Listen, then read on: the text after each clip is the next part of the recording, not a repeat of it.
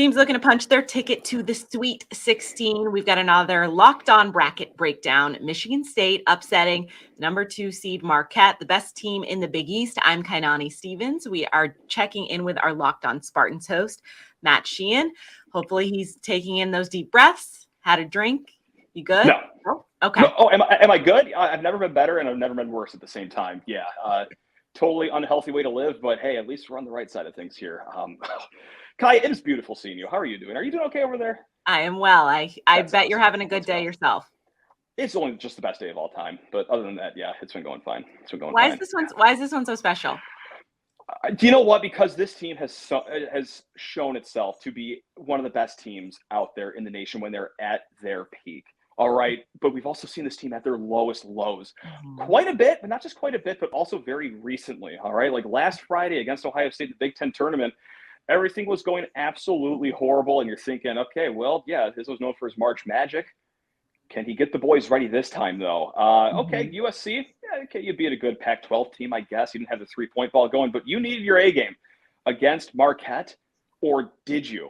And that's what also makes this a little sweeter is that, like, Michigan State won by 9. It didn't, to me, even feel like an upset, oddly enough. Maybe I'm just feeling myself a little too much. But MSU went, 2 of 14, 2 of 15 from three-point land. Their strength this whole season.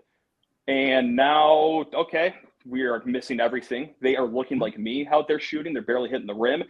But, okay, we're just going to put our big boy pants on. We're going to play some amazing defense against a Marquette offense that is top 15 in the nation. Mady Sissoko, who we have gotten on a lot on this podcast, and I feel horrible about it. By all accounts, a great kid, but he's been very up and a lot of down this season. His last 5 minutes on defense, Big day. Kai, I felt like crying. It just a beautiful display of defense. The blocks late in the game, some massive rebounds, and also one time for Malik Hall too. That's another guy who's been very lately. Massive offensive board to really seal the game down there. So it's just unbelievable. Tyson Walker didn't even need a 3, still got 18 points. I mean, that's what makes this sweet is that like MSU didn't even have their A game and they still knocked out a 2 seed. And now you start getting a little crazy and start thinking what's the future to come here, because Kansas State, okay, I know I'm getting ahead of myself. I'm also rambling. I'm sorry. I could do this till midnight, but I know that's not what we want here. So hard to collect some thoughts. It was a great game, and obviously Marquette didn't show it today, maybe, but that's a great offense over there. They completely shut them down to the point where they didn't look like anything that they've done all season. So to know that Michigan State has the ability to turn that up and do that when you're saying that isn't necessarily always their strong suit, that has to give you hope going forward in the tournament. I mean, and that was the thing that we all looked at kind of before the tournament. It's like, all right, USC.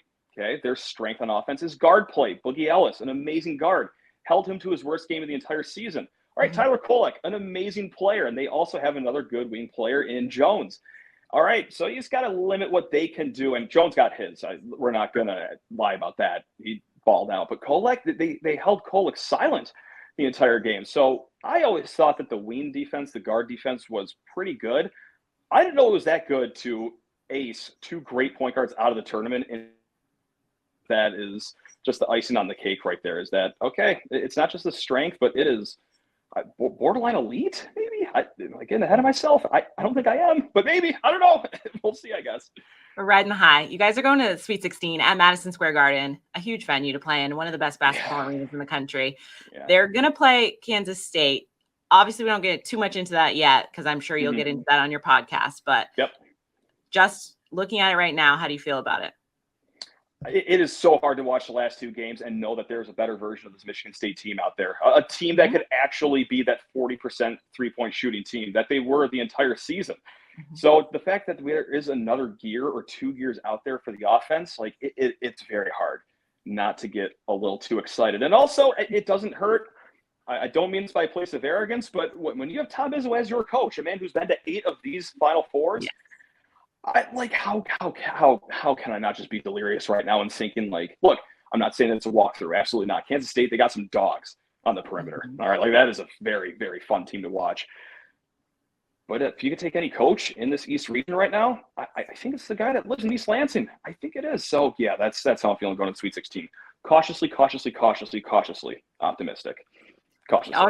You always have to be optimistic when you have Tom Izzo as your head coach. Now I know that yes, you should be. I know Locked On Spartans is going to have all of this covered up and down, left and right. So Matt, thank you for joining us, giving us your instant reaction. Of course, everybody, make sure you check out Locked On College Basketball. It's all part of Locked On Podcast Network, your team every day. You're the best, Kai. You're the best.